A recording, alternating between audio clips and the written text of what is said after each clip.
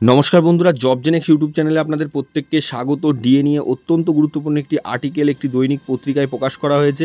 দেখতে পাচ্ছেন, বাংলার সরকারি কর্মীদের জন্য সপ্তম পে কমিশন, এক ধাক্কায় পে কমিশন গঠনের সিদ্ধান্ত। কি বলা হচ্ছে বিস্তারিত আমরা দেখে নেব। ভিডিওর ডিটেলসে যাওয়ার আগে আপনাদের বলে রাখবো, যারা চ্যানেলে নতুন প্রথমবার ভিজিট করলেন অবশ্যই চ্যানেলটিকে সাবস্ক্রাইব করে অল বেল আইকনটি বাজিয়ে রাখুন। ভিডিওটি লাইক করে অনেক অনেক শেয়ার করুন, যাতে ভিডিওটি সকলের কাছে পৌঁছে যেতে পারে। তো চলুন দেখে নিই বিস্তারিত কী বলা হচ্ছে। নবান্নে একাধিক বৈঠক ছাড়ছেন মুখ্যমন্ত্রী। অর্থ দপ্তরের সূত্রের খবর, অর্থ দপ্তরের হিসাব নিকাশ পুনরায় শুরু করা হয়েছে। সামনেই বিধানসভা ভোট। ভোটের আগে রাজ্য সরকারি কর্মীদের তাদের পক্ষে নেওয়া খুবই জরুরি। একদিকে কর্মী সংগঠনগুলির এক অংশ ছাড়া প্রায় সকলেই রাজ্য সরকারের ওপর ক্ষুব্ধ, কারণ কেন্দ্র সরকারের সঙ্গে রাজ্যের যে বেতনের তফাৎ তা অনেকটাই। তারই মধ্যে অষ্টম পে কমিশন গঠন হতে চলেছে কেন্দ্রে, যার ফলে তফাৎ বেড়ে দাঁড়াবে আরও অনেক বেশি।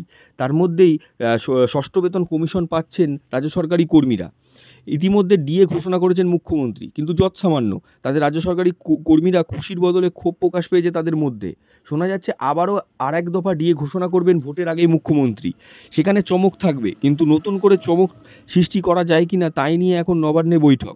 সপ্তম বেতন কমিশন গঠন করা হবে কিনা তা নিয়ে এখন নবান্নে চূড়ান্ত বৈঠক চলছে। অর্থাৎ ভোটের আগে যদি রাজ্য সরকারি কর্মীদের নতুন বেতন কমিশন গঠন করা হয়, সেক্ষেত্রে বেতন অনেকটাই বৃদ্ধি পাবে। এছাড়া ডিএর দাবিতে সুপ্রিম কোর্টে ডিএ মামলা চলছে।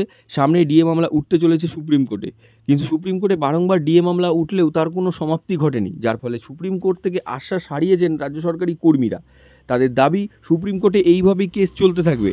অন্যদিকে সংগ্রামী যৌথ মঞ্চের নেতৃত্বে একাধিক সরকারি কর্মচারীরা মাঠে ঘাটে আন্দোলন করছেন, অনশন করছেন।